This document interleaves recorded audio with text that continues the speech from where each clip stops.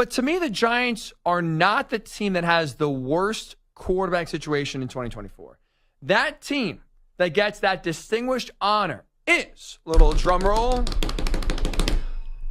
the Dallas Cowboys. Let me explain. I think Dallas has the worst quarterback situation in all the NFL entering 2024 because they're in a situation where they are damned if they do, damned if they don't. That comes to what I mean, either paying Dak Prescott or letting him go. There's no right answer for the Cowboys. They actually lose either way. That's why they have the worst quarterback situation in all the NFL. Either move they make to extend Dak before this season or let him go after this year, either way, it's the wrong move. Let me explain. For the Cowboys, we know about Dak Prescott. He's a very good but not a great quarterback. He's a guy that lights up the regular season, but he can't be depended upon in the postseason. He's not the quarterback to lead you on a deep postseason run. He's not the quarterback to win you a Super Bowl. The problem, though, is that he's really damn good in the regular season, where he has you believing, at least, going into the postseason, he could be the guy. This is a guy just last year, top 5 in all the NFL in terms of passing yards, passing touchdowns, completion percentage, passer rating. He's very good. I would say he's a top 10 quarterback, 9 or 10, but he's in that top 10 range. So if you're the Cowboys, there is a lot of reasons to want to keep him around, right? Because if you get rid of him, who are you upgrading with?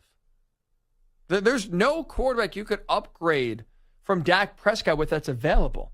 Those guys like Mahomes, Burrow, Allen, you're not trading for any of those guys. You're not getting them on your team. So the guys that are better than Dak that can win you a Super Bowl, you're not able to get. They're unavailable. And so if you're the Cowboys, then if you want to keep Dak because you don't have a better option to replace him with, keeping him means, because he's a free agent after this year, signing him to what I would say would be the biggest contract in NFL history in terms of at least average annual value. Joe Burrow, Trevor Lawrence right now are setting the market in terms of average salary per year at $55 million. If the Cowboys want to keep Dak Prescott, they have to give him bare minimum $60 million.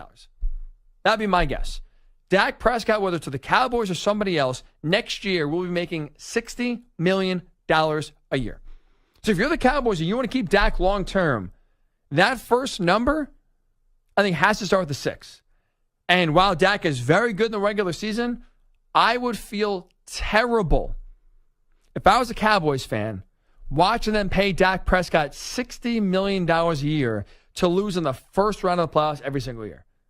That's horrible. I wouldn't want my team paying that amount of money to a guy that I know can't win me a Super Bowl. That is an awful, awful spot to be in.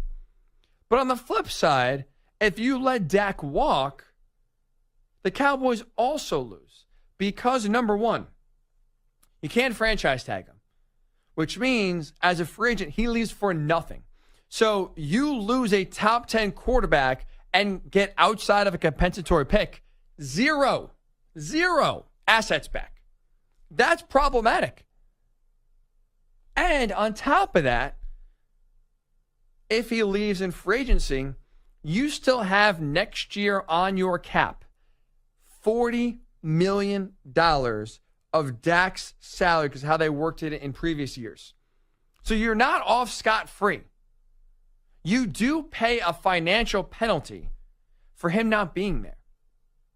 So the Cowboys right now are in a spot where, like I said, they are damned if they do. Because if they pay Dak $60 million, that is a horrible investment for a guy that can't win you a Super Bowl. It probably also means one of either CeeDee Lamb or Micah Parsons probably cannot be re-signed and has to be traded. My guess would be CeeDee Lamb would be more likely to go than Micah Parsons. But that makes it difficult to retain those two other players along with Dak. So that's a lot of money to spend on a quarterback that can't win you even 2 playoff games in a row. But if you let him walk, you get nothing back. And you still have $40 million on your cap, so you are still hamstrung a little bit for at least 2025 in terms of finding a viable option. And because Dak's so good in the regular season, you're not picking 7 in the draft. You're not picking 5. You're probably picking 24, 26. It's not easy to do what the Vikings just did and let Kirk Cousins walk and draft his replacement. You're not drafting Dak's replacement at pick 26. You're going to have to try to trade up and now even give more assets to move up to get your quarterback on top of having a $40 million cap hit for next year, whether Dak is there or not. So that's why the Cowboys are in the worst situation of any team in the league. They either have to overpay a quarterback that is bad in the postseason or let him walk, get nothing back, and still have a salary cap hit, even with him not on the roster. You're financially hurt and impacted in a negative way, even with him gone. There is no team in the NFL outside of the Cowboys that don't have the guy, don't have hope to have the guy, or don't have financial flexibility. Every other team in the league has one of those three things, except the Cowboys. Cowboys don't have the guy in Dak.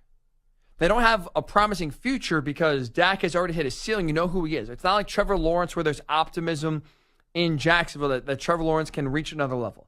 There's still optimism in Carolina, still optimism in Tennessee about guys like Will Levis and Bryce Young about turning it around and becoming the franchise quarterback.